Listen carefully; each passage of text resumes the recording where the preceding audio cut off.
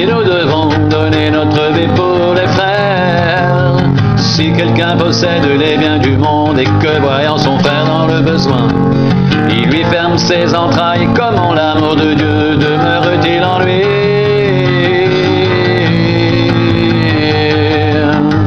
Petits enfants, n'aimons pas en parole et avec la langue, mais en action et avec vérité. Par là nous connaîtrons que nous sommes de la vérité et nous rassurerons notre cœur devant lui.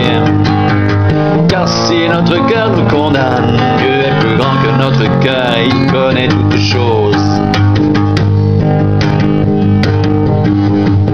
Vous petits enfants, vous êtes de Dieu et vous les avez vaincus, parce que celui qui est en vous est plus grand que celui qui est dans le monde. Eux, ils sont du monde et c'est pourquoi ils parlent après le monde et le monde les écoute. Nous sommes de Dieu et celui qui connaît Dieu nous écoute. Celui qui n'est pas de Dieu ne nous écoute pas. C'est par là que nous connaissons l'esprit de la vérité, l'esprit de l'erreur. Bien-aimés, aimons-nous les uns les autres.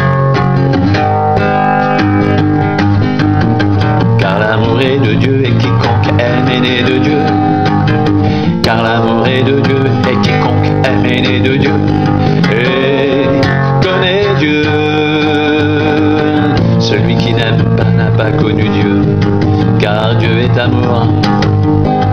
L'amour a été manifesté envers nous en ce que Dieu a envoyé son Fils unique dans le monde, afin que nous vivions par lui. Et cet amour consiste non point en ce que nous avons aimé Dieu, mais en ce qu'il nous a aimés, envoyé son Fils comme victime expiatoire pour nos péchés. Bien-aimés, si Dieu nous a ainsi aimés, nous devons aussi nous aimer les uns les autres. Personne n'a jamais vu Dieu. Si nous nous aimons les uns les autres, Dieu demeure en nous et son amour est parfait en nous. Nous connaissons que nous demeurons en lui et qu'il demeure en nous, parce qu'il nous a donné de son esprit. Et nous avons vu et nous attestons que le Père a envoyé le Fils comme sauveur du monde, celui qui déclarera publiquement que Jésus est le Fils de Dieu. Dieu demeure en lui et lui en Dieu. Et nous avons connu l'amour que Dieu a pour nous et nous y avons cru. Dieu est amour, Dieu est amour, Dieu est amour, et celui qui demeure dans l'amour demeure en Dieu et Dieu demeure en lui.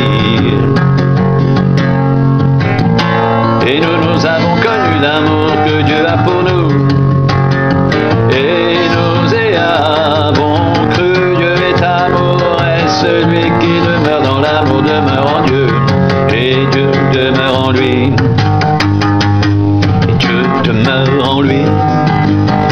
Et Dieu demeure en lui.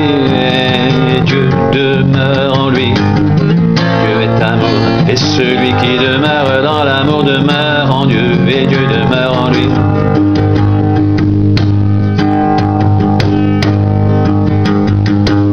Tel il est, tel nous sommes aussi dans ce monde. C'est en cela que l'amour est parfait en nous, afin que nous ayons de l'assurance au jour du jugement. La crainte n'est pas dans l'amour, mais l'amour parfait bannit la crainte. Car la crainte suppose un châtiment, et celui qui craint n'est pas parfait dans l'amour. Pour nous, nous l'aimons parce qu'il nous a aimés le premier.